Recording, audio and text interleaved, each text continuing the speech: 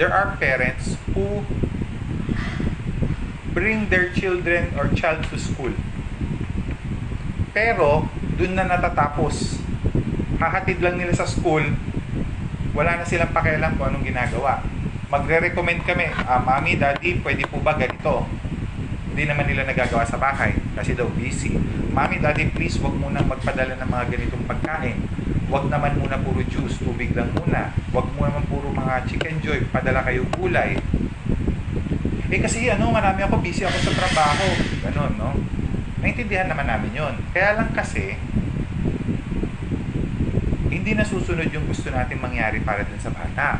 So, nawawala yung tinatawag na collaboration, di ba? So, gusto rin namin mangyari na apart from the time that the child is here, meron tayong collaboration. Magme-message kayo sa school.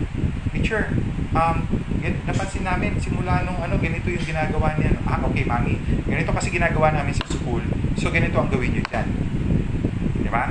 Para meron tayong collaboration, mas mabilis yung progress ng bata. Ang goal natin palagi is kung ano yung makabubuti sa bata. Hindi yung kung ano yung madali para sa atin.